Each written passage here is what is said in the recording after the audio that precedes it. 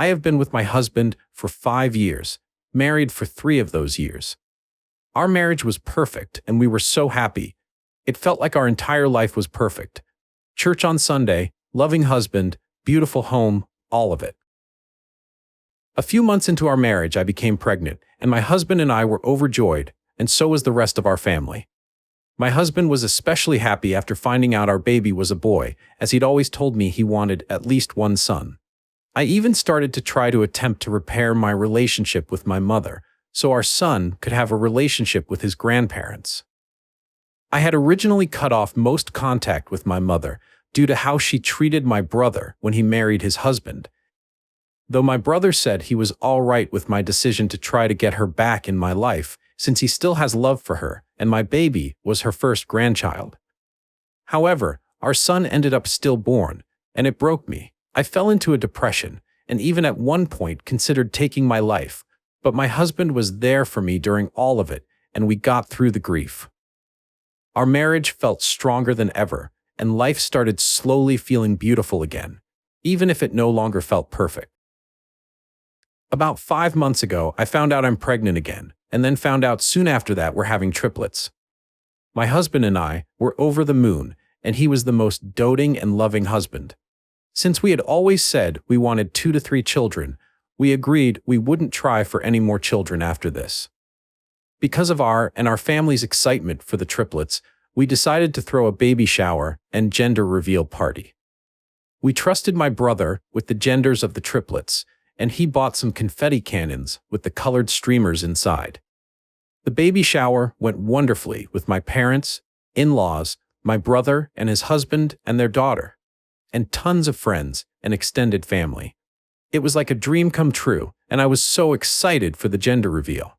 I don't care what the gender of our babies was, I just wanted healthy little babies. But my husband was clearly excited for potentially 3 sons. When the time came, me, my husband and my brother all shot a confetti cannon, and all 3 shot out pink confetti. I was so excited, and so was my brother, but my husband screamed at the top of his lungs and hit the table in front of us, hitting it so hard that it actually broke. He screamed at me that I was supposed to give him at least 1 son because I destroyed his first one. That's when I burst into tears. I had been so broken up about our son's stillbirth, and a part of me had felt it was my fault, and now he, my husband, was the love of my life, telling me that it was. My brother immediately stepped in and tried to get my husband to calm down, but my husband shoved my brother, so my brother instead pulled me inside where I cried in the living room while my husband's mother tried to calm him down. I could hear him screaming outside about how 3 daughters is too many, how he doesn't want 4 kids, but he also wants a son. Ever since that moment, my husband has hardly talked to me. He's been sleeping in the guest room, and when we do interact, he's clearly upset and mad and tries to argue with me. I tried to talk to him about it and asked about how he'll be with our 3 daughters, but he spat at me and told me he will provide them shelter and food, but he isn't interested in daughters and doesn't plan to have a close relationship with them. That sealed the deal that I want to divorce him, and I cried myself to sleep last night. Earlier today, I confided in my mother and mother-in-law about all this, but they told me I can't divorce my husband just because he wants a son. I don't want my daughters to grow up in an unloving household where their parents constantly argue and their father doesn't love them. The moment my husband said I destroyed our son, I felt as though I lost all love I had for him in an instant, and I don't want my daughters to be in that kind of household. However, both my mom and mother-in-law say it's just natural for men to want sons, and that at least he isn't saying he'll mistreat them. They treated this as absolute fact and acted as though I'm just a silly little girl who doesn't know anything. I felt incredibly small and stupid. I don't know what to do. My mother and mother-in-law make me feel like maybe I'm overreacting to my husband's behavior, but my brother says this is not normal, as he and his husband are both men who absolutely love their daughter. I'm also not sure of what I'll do with myself if I divorce my husband. I don't work, and I'm not sure how I'll be able to find a job that can support me and 3 babies all on my own, or how I'll make time for all of them when I have to work. I feel so lost and helpless. I'm torn on what to do because I worry divorce will be too brash of a decision and that maybe my mother and mother-in-law are right. Am I the a-hole? What should I do? Update. I didn't expect to have an update so soon, but after reading everyone's comments, I decided to take action immediately and went to my brother's house. We talked for hours through the night and came up with a plan. I am going to divorce my husband. He's shown the kind of man he is, and I don't want to live in or raise daughters in that kind of environment. I'm going to move in with my brother and brother-in-law during all this. He and his husband have a nice, large house where I can have my own room and a nursery for the triplets. I originally worried that perhaps myself and 3 babies would be overwhelming or a burden to him and my brother-in-law, but they assured me they would love to have us here. I knew everything would be okay when my brother even offered to have a baby monitor put in their bedroom so he could help if more than one of the triplets woke up during the night. My brother-in-law has a nice, high-paying job, and my brother works from home, so I will have a stable environment, and my brother will help with his nieces. My own niece is excited for us to live with her. The current plan is I will live with my brother and brother-in-law for a while, and once my babies are old enough where I feel comfortable putting them in daycare, which my brother-in-law has offered to pay for, then I can try to find a job of my own where I can save up money and eventually move into a nice place of my own with my daughters. I'm so thankful for my brother and brother-in-law. They truly feel like angels. My brother and I are also going to go no contact with my mother. My brother and I discussed her behavior with us growing up, how she treated him when he came out and also got married, and how she's treated me these past few days. We decided this was the best course of action, as we've given her many chances in our lives to become more stable and kind, but she's always refused them, and we want our daughters to grow up in a loving family.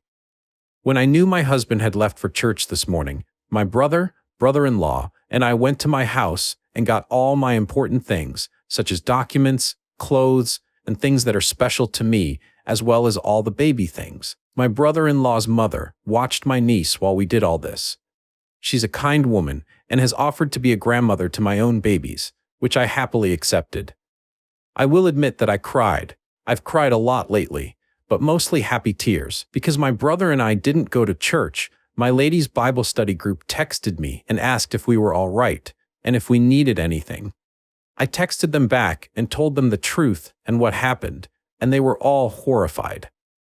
They told me they support me and are proud of me for taking action, and are now even planning a bake sale at the church to help raise money for me and my babies. Also, apparently when my husband went out to lunch after church with his men's Bible group, one of the other members is the husband of one of my friends in my Bible group, and when he found out what happened, he yelled at my husband so much that he cried. I got a little bit of joy out of hearing about that, not going to lie. My pastor even called me and asked if I'm okay, and he let me know that I'll always have people who support me at my church, which I'm very grateful for. After my husband came home from church and saw that most of my stuff was gone, he blew up my phone. But my brother-in-law called him for me and said that he would pay for my husband to get therapy for his grief over our son, and also told him to leave me alone. My husband has not tried to contact me since, and he has yet to give my brother-in-law an answer for his therapy offer. All in all, I'm so grateful for my brother and brother-in-law. I wouldn't be able to do any of this without them. I'm hopeful for the future, and while this isn't the kind of future I imagined for myself or my babies, this is definitely the best one I can currently give them. They say it takes a village, and my babies will definitely have a village full of love and support. Thank you, and bless you to everyone who left comments supporting me. I'm grateful for all of them. I'm glad I could give you a very speedy and happy update. I did a work program with the local clerk of court's office when I was in high school. They hired me when I graduated, and I had my 30 service years before I turned 50. With 30 service years, you can get your full pension at any age. I worked until my first grandchild was born. Then I retired to be grandma daycare. I have 5 grands, 8 male from my stepson, 7 male from my son, 5 female, and 18-month male from my daughter. I babysat all of them with no issues or complaints. I still keep the 18-month-old Monday, Friday, and the older ones summer and school holidays. My stepdaughter and her boyfriend has been non-stop drama since before the baby was born. When she was 10 weeks pregnant, they presented a 3-page list of rules for when I was babysitting. They said if I didn't sign it, they wouldn't allow me to babysit. I said that I understood their need to do what was best for their baby, and I assured them that there would be no hurt feelings on my end when they made other childcare arrangements. Some of the rules were almost understandable, but most were downright ridiculous, and none of it was going to work for me.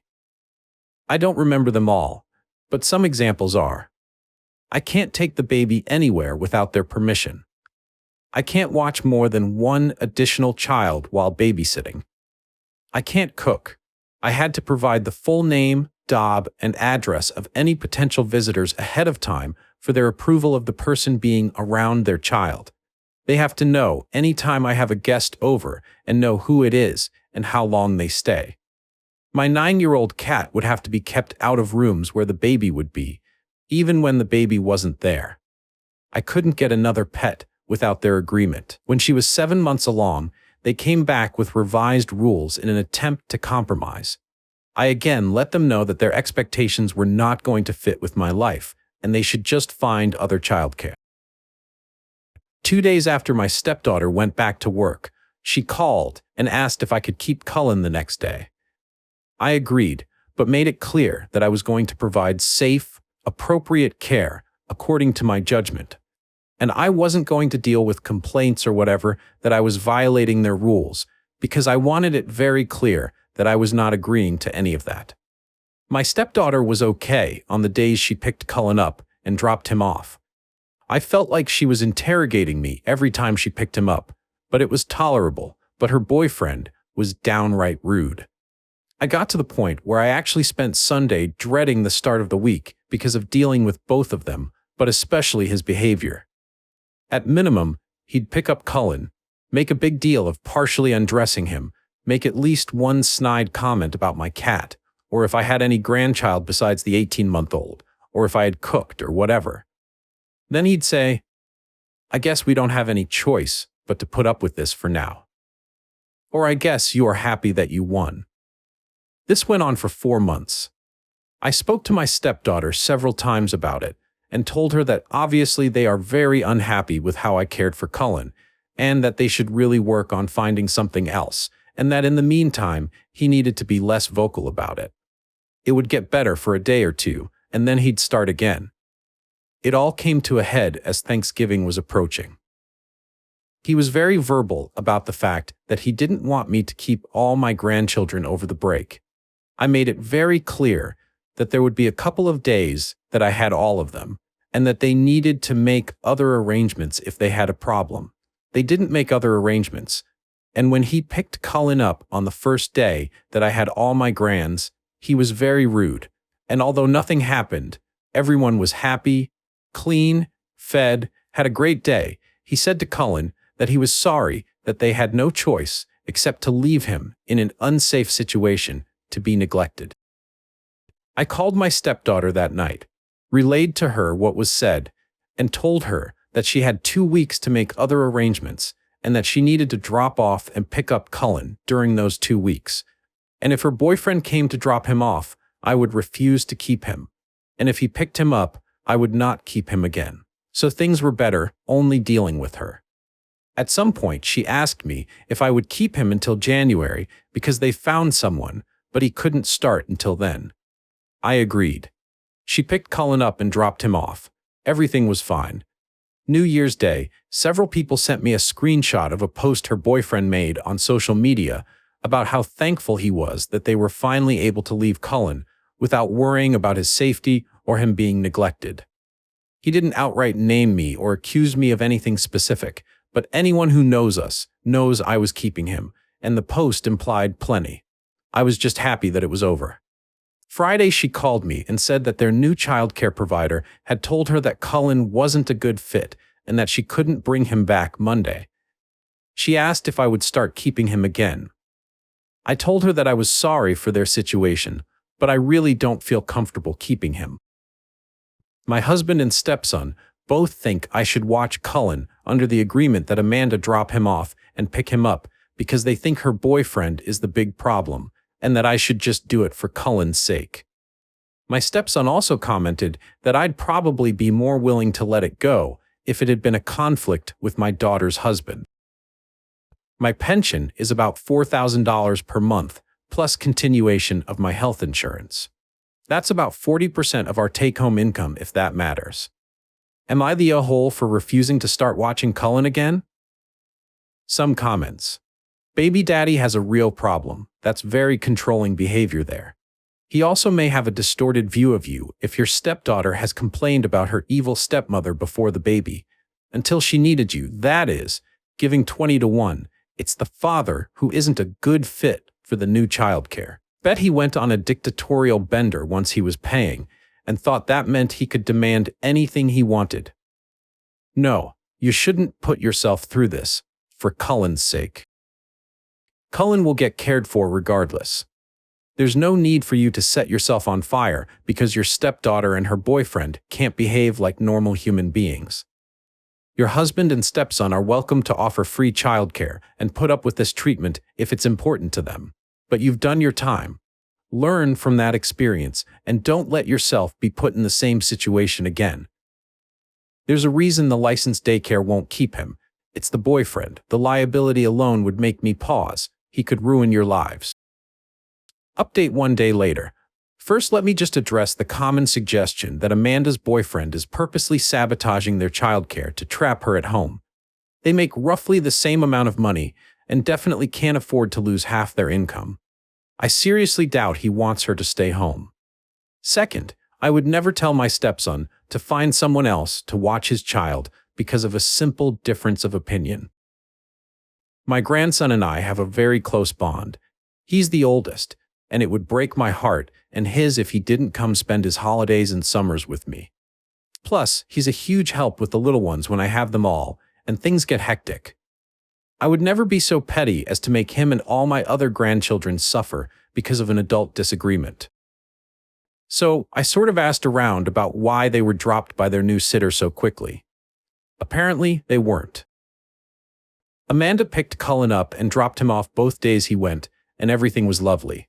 He did cry quite a bit, but they expected that to get better as he adjusted to not being held as much. My husband and stepson talked to Amanda, and she said that they realized that they can't afford daycare. They already made the easy changes, packing a lunch, giving up fancy coffee, etc. And his dad and her mom are both giving them about $100 per month towards childcare, and they can barely afford it. But they didn't realize that you have to send everything the baby needs. I buy diapers, wipes, formula, bottles, extra clothes, etc. They just hand me the baby. They didn't realize that daycare didn't cover all that. Also, imagine her boyfriend's surprise when he found out what the staffing rates are in this very expensive daycare. One adult cares for 5 infants. I guess he thought that someone would provide one-on-one care, diapers, wipes, and formula for $350 per week. My stepson relayed their apology. They felt overwhelmed by an infant and couldn't imagine that someone else could manage that, plus other things. Cullen is going back to daycare tomorrow. Cullen's dad is selling his dirt bike, and Amanda is selling some designer clothes, handbags, and shoes to cover the cost. It'll get easier for them in 6 months when he transfers to the 1-year-old class, which is a little cheaper. Some comments. I love how Amanda's boyfriend was shocked to find out that daycare isn't a magical babysitting fairyland. Newsflash, diapers don't grow on trees. Buddy wonder if he is ever going to apologize for being an absolute idiot. What a moron. No, he'll likely get Amanda pregnant again inside a year because he literally cannot connect cause and effect, and neither can Amanda. Amanda and her boyfriend needed to realize that parenting comes with sacrifices. Gee, things cost money, and babies are a lot of work. Boyfriend is a flaming idiot who ended the golden goose. He has no idea the favor you were doing them, and he is a shitty person. My bestie owned a daycare pre-COVID, and our kids went to her. Even with the friend discount, it was $375 a week, because we had 3 kids there, 2 full-time and 1 before and after school. She is a damn angel for discounting it so much. In our area, that usually would be 2.5 times that much, and we couldn't afford it. I thanked her constantly. I made sure our diapers and wipes were stocked, plus extras just to be safe. I sent snacks for all the kids when I could. I brought her bottles of wine, because that is how you treat someone, doing you a huge favor, with gratitude. Her boyfriend is too stupid to breed. Sad she figured that out too late. My mom babysits for free for us to have dates. We have 5 kids still at home, blended family. So as you can imagine, babysitters are hard to come by and cost a lot. I got my mom a Massage Envy membership to say thank you, and regularly my husband does stuff at her house she needs help with. Because we appreciate the fact people help us with our kids, they do not have to. Amazing how there is zero drama when you show your appreciation for people who do you favors. Instead of slandering them on social media, destroying the golden goose is a great way to describe this level of idiocy. What happens when they run out of stuff to sell? Because little cheaper at the daycare is still than free.